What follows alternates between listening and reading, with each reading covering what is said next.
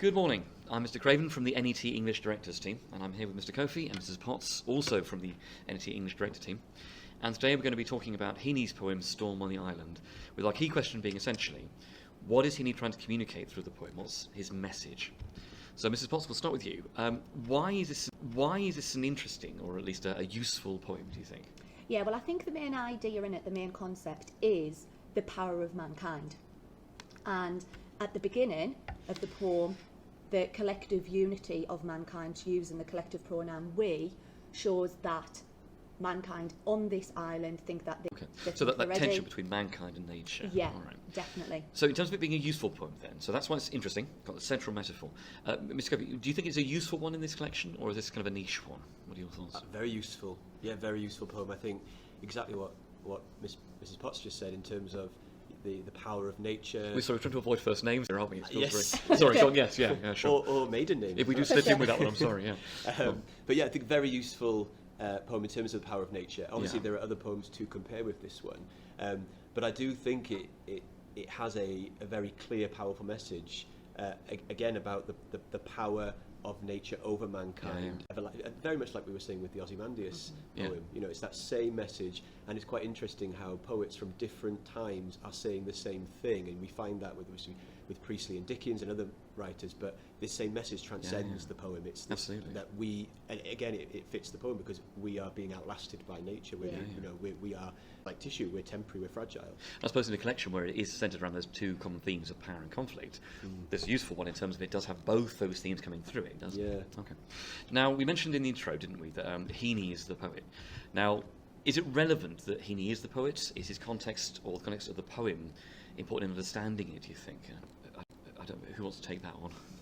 I mean, in terms of, I've read many responses, marking English Literature, paper 2, that talks about Heaney's political and contextual background, the fact that he was an eyewitness to the struggles in Northern Ireland, and we can see that both from experience, candidates have seen it clear from that and really talked about the absolute power of nature, how it's infinite, and the insignificance of mankind in comparison to it. So I think, in a broader term, it's more useful looking at the poem in the bigger sense, rather than really linking it to the Irish conflict. It's about humanity overall. Yeah, because if you know things, background about a poet, you want to put it in. The danger is you bring those things in. Yeah, because you're confident, you think, I know where he was born, or I know kind of other things he's written, and actually that distracts from the question. And again, the key concepts, the ideas of power and dominance and nature and corruption. And the minute you start mentioning those, that's context, isn't it? Because the danger is, isn't it, that you bring external context into something when it isn't there in the poem. I suppose the flip side of that, though, is there anything in the poem that does link us to the context? I mean, we have Heaney, who is very much an Irish poet, sees himself as Irish, grows up on that divide between the north and south. He's active on both sides of the border. We got the poem published in 1966, haven't we? 50 years after the Easter Rising. So all this Irish context people bring to it. But what's actually in the poem specifically that links to that? Do you think, or is there anything? I think there is, because you've got a lot of this kind of military language, haven't you? Yeah, I was just going to say that. So you've got kind of bombarded, obviously. And I think in the same way that you can't ignore your context, it's going to come into whatever you write. It's there, isn't it? And so obviously it's in the background, and it's something that he's thinking about, and it's something that's informing what he's writing. It's not the main subject of it, but you're right, he's using that military background, that military language, kind of relate to nature. It kind of colours what we're seeing in the poem. If you look at the particular verbs in it, it starts with pummels, then it goes to exploding, then bombarded, strafes, space as a salvo, and all of those, that military-esque language suggests that this attack is much like a military attack would. But what Heaney is actually doing is using that to suggest that it's the power of nature that's also coming from above as well. I suppose also the idea, isn't it, the power, it's about kind of where you fit in this grand scheme of power, and the people in the poem are low down this scale. The world is more powerful, and the military side of things is much like the context of the Irish Troubles, is relevant, but in actual fact it's that broader point about people and their environment. On a very, very simple level, of course, I think we do need to throw in, don't we, that there are two specific references to Ireland itself. We have Stormont hidden in the title, which is true, it is there, and of course island as well. I mean, Ireland itself is an island, and of course, for a lot of speakers, not for me, maybe for one of you two, island and Ireland are actually homophones. Yes. So it is kind of like a hint there. Yeah. Okay, interesting. I just wouldn't, as a student, be saying that that's my only interpretation of it. But I mean, I think you start bigger. with the poem, and if you can drag that out of it, then yes, link it to that broader idea, but don't drag that into it to start with. It's not your main But point. start with the poem, absolutely. So in terms of, in simple terms, I mean, I did have this question set up, which was, people see this poem as just being about people on an island getting beaten up by a storm. Is that wrong? It's not wrong, is it? No. Not in a literal sense. Yeah. We think about the start, it says, we are prepared. Like, the unity of these people in this poem, they think they're ready for this storm to come. Yeah. And then we build our houses squat. You could almost say that there's a confidence, maybe a slight arrogance in the people in this poem. A hint of hubris, Ozymandias style. Yeah. In the sense that they think that they're powerful enough for whatever is going to come their way. Yeah. And then that switches that, because we've got a complete contrast from the phrase "we are prepared" at the end to "we fear" at the end. So there's been an internal struggle there. There's been an internal conflict that's changed. The people in this. I think exactly the same way that, you know, is Christmas Carol about a miserly person who learns the value of Christmas? Yes, it is. Is Macbeth about someone with power who has dangerous ambition and becomes king? Yes, it is. But they're also about bigger ideas again, aren't they? Like exactly that thing of this is about human arrogance, and you know, how actually human arrogance is a corruptive force, in the same way that A Christmas Carol is about the kind of the dangers of greed, and the same way that Macbeth is about the dangers of ambition. They're all literally about these people, maybe, yes, but there's a bigger message that the right, and that's the context, isn't it? It's not, it's about Ireland, it's about the ideas, and I think if students can get just about the characters to start talking about the writer, that's when you start moving up a band, isn't it? And it's what the writer values and criticises in society. Like, a good way of going in and approaching this would be, well, what is actually Heaney valuing? Yes. What is he criticising? Because remember, literature is just about humans. It's about human behaviour, human thoughts. Let me give back a couple of comments there. So they start with "we are prepared." This idea that there's a confidence to that, verging possibly on arrogance. Are they wrong in terms of the fact that they see themselves as being secure?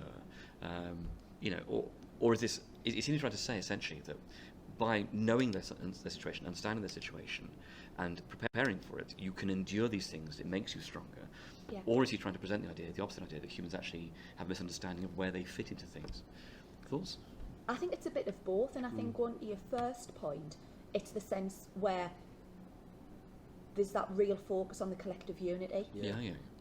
Because the people in this poem do, they're pummeled.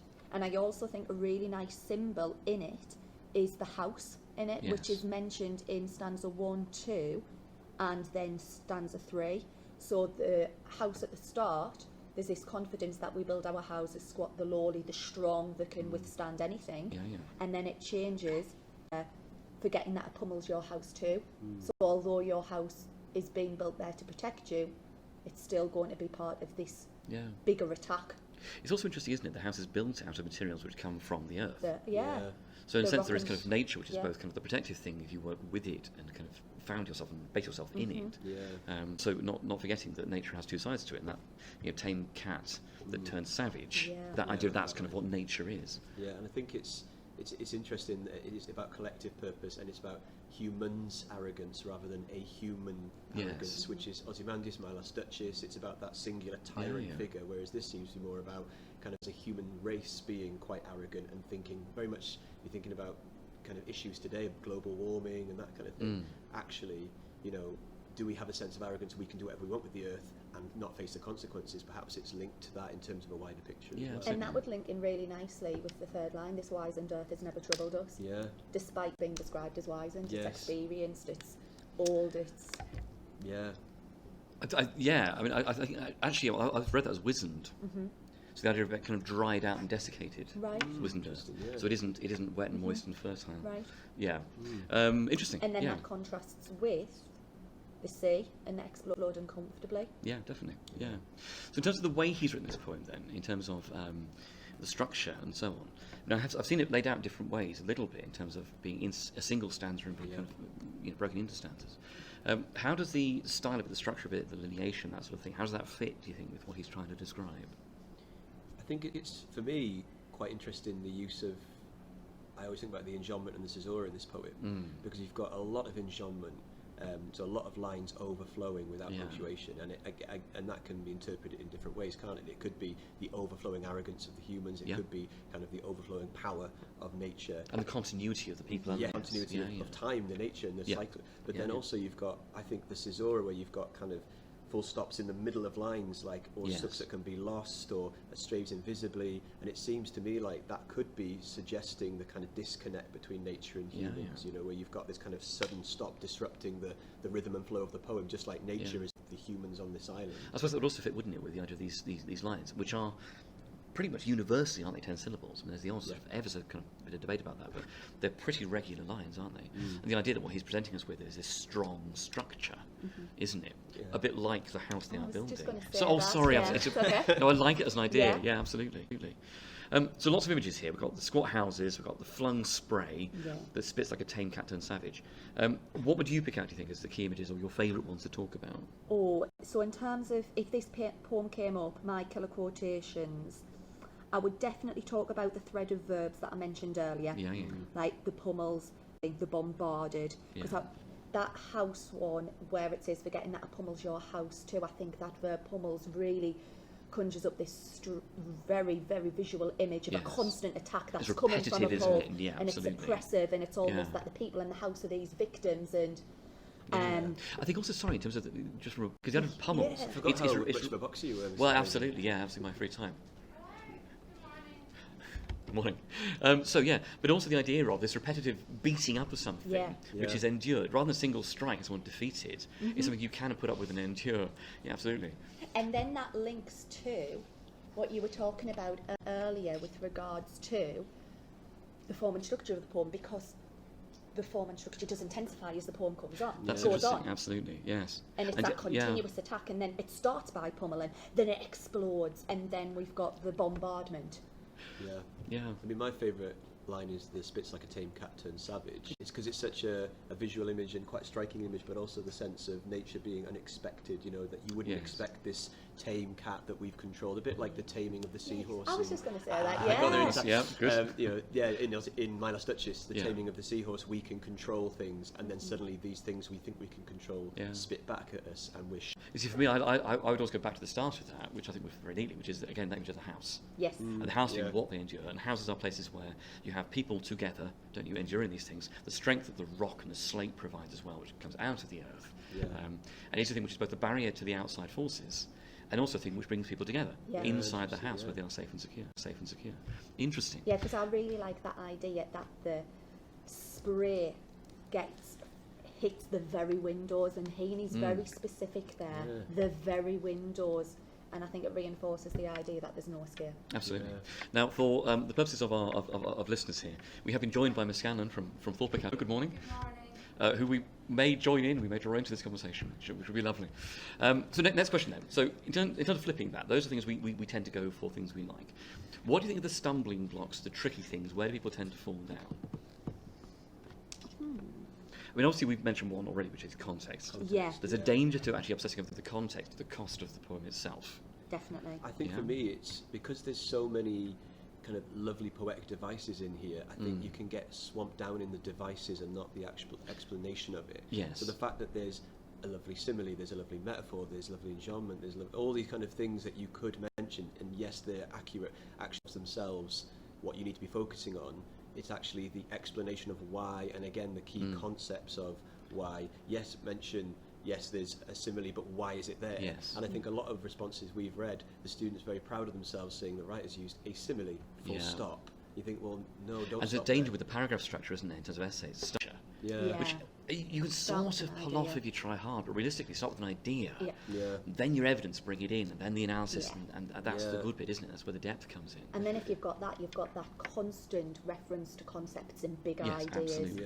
I always say to my students, in your opening sentence, and it seems ridiculous, but as an examiner for this paper, you are told to look out for both. Yes. So start your point with both Storm on the Island and My Last Justice, for absolutely. example, present the ideas of human arrogance. Yeah, absolutely. And again, that's the thing that you can get lost in, is analysing the one poem where there's loads to analyse and forgetting the other poem that you're supposed to bring it all the way through. So, because that is sometimes a stumbling block, isn't it? How do you interpret this poem? I came across one interpretation recently where a student was arguing that people in the poem are weak and suffering. And I think actually they tried to argue that by the end of it sounded like they were dead, which I had a bit of concern about, you know. I mean, obviously, do you think that is a valid interpretation? Have I been unreasonable in terms of questioning that? And have you come across any interpretations yourselves which you would argue with, or which you thought were a little I think an left interesting field? point there is, the people in comparison to nature are definitely physically weak, but I don't think that the weak and suffering. I think they're more surprised by anything about what they're encountering. I'm not sure they're surprised. I'm sorry, I question that. When it says we are, By the end, nor are though. those things. Yeah. But, you know, the understanding they have of the situation, you know what I mean. You might think, but no. There's a sense in which they actually understand. We just sit tight, don't we? For me, there's almost a sense here that they know what they're doing, they're used to it, it's familiar, and yes, they are being attacked and so on, but actually they're strong enough because they are prepared and their understanding is secure. And it's a waiting game. Yeah, absolutely. And you can also bring in the power of time there, can't you? As a big That's interesting, concept. yes. Because if you link that idea to the power of nature, Yeah. and there is nice hints that there's a nice cyclical structure to this. Yeah. Nature's power is absolute, it's infinite, it's not going to stop. Yeah. Whereas all the people can do in this poem is actually sit and wait. There's got a nice link there, isn't it? The idea makes them of weaker. the other, which we find in some of the poems. You know, the storm is the other, this massive external force. But by having this external force, we know who was separate from it, and and attacked by it, and therefore defined by it in a sense. Because another student response I saw once was actually arguing that the opposite idea, that the arrogance at the beginning is lost by the end. They'd argued it's reinforced by the end, because strange is a huge nothing we fear. They said they would disregard, like, it's nothing, actually, rather than... Because that is beautifully ambiguous, isn't it? Yeah. I mean, it's a huge nothing that we fear. Does that mean there is nothing to be scared of? Or does that mean that nothingness itself is scary? Yeah. This massive ambiguity, this storm, this weather, Fear this of the wide unknown. world out. Exactly, yes. I quite like the idea as well that wind, this is quite abstract, but wind, you can see wind, can you? Well, no, that's you can it, the only air see, itself, you can only yes. see the consequences of it. Yes. Yeah. So is that line not a hint at, visibly it looks like nothing, Yes. but the consequences Yes. of it are the complete opposite to nothing? Because I do wonder if we do go down that route of interpreting it politically, which you can do a bit too far.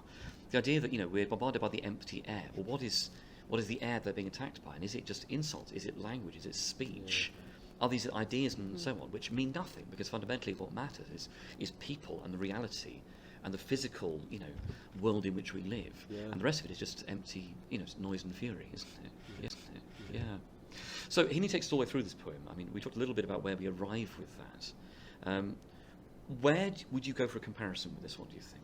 In fact, Miss Scanlon, can I ask you, if I gave you Storm on the Island as a poem, right, in an exam, out of nowhere, what would you compare it to, and why? So if we go to Ireland and say power and powerlessness, or something on those I lines. quite like London. Interesting. London's So one of my go on, favourite, yeah. because it talks about the power of man. Yeah. I quite like that, to have that sort of a juxtaposition there about weather, man. I suppose you have that society versus I the like yeah. that, because I also like in Storm on the Island how they feel a sense of entrapment, how they're trapped by the what's happening between the Protestants and the Catholics, and I think that links very nice to London. And that external pressure bringing on the people. Yes, Yeah. and how what the poet Blake feels about hierarchy and monarchy and stuff. Yeah, I can absolutely see that. Yeah. I think Miss Curfew, where would you go? Sorry. Yes. I Yeah. was going to say, I thought Miss Brooke raised a really good point in that her question back to you was, well, what's the question of? Absolutely. Miss that, don't Yeah, they? Say, they do. Oh, either I know Remains really well, so I'm going to do that, or this poem links nicely to this one. But actually, what's the wording of the question? So, Have you come across any really odd comparisons with this? yes. I don't think I have really, no. I have. I mean, there's students who they'll fit whatever poem they know into any Yes. question, won't they? So it's always Remains. Yes. Oh, the love Remains. Yeah, Remains is always the one that. Because you do find, don't you, in terms of, you see Ozymandias in terms of power and arrogance, and I get that. You've got nature and time, that works. There's exposure in terms of nature, lovely. You can see the prelude as well in terms of nature and so on. People don't often go for that, but I have seen it, which is quite nice. It's quite nice because there's that arrogance at the beginning of the Yeah. prelude as well. Good And prelude. humility by the end. Yeah, presumably, and there's that last line where it says, "We're a trouble to my dreams," which is really symbolic for the internal suffering that this individual has now experienced under the wraths of nature, which could compare nicely to I came across with fear. the Emigration Wall photographer too. I've seen students try and do. And the wall photographer was interesting because they tried to talk about the wider forces in which people can be and interrogate that. And I don't think it actually worked particularly well. You could do that. It would be a bit of a stretch, quite a challenging one. I kind of think there's more obvious ones you could go for. Same with the emigre. Yes, there's a thematic link, and unarguably, there's probably more obvious ones you could go for unless it was an emergency. You're making it more difficult for yourself. Yeah, absolutely. Yeah. I think the obvious choices for Storm on the Island are the prelude, if you're confident with the language and how dense that poem is, Ozymandias, Exposure, or My Last Riches. And London for Society as well. Yeah, definitely. Okay, so if you could only choose one quotation from the whole poem that was your one to remember, that would take you through almost anything, what would you go for, do you think? It's got to be Spits Like a Tame Cat turns. Really? It's got to be, So Spits Like a Tame Cat, Mrs. Potts, I would take Mrs. Potts' earlier one, but I would do We Are Prepared and Huge Nothing. I'd have both of them, and then I could talk about the language. Now, I did say one quotation, because you saw the one that I would have done. Though, sir. They are, that's true, absolutely, absolutely. Yeah, and with this Spits Like a Tame Cat, I would actually include the oxymoron Exploding Comfortably as well. It's quite nice, isn't it? Yeah. And while you're there, you may as well include Okay, right. We'll have that one too. So as a final question then, if you could design your dream question for this, what would it be? Compare how poets present the power of people. Oh, interesting.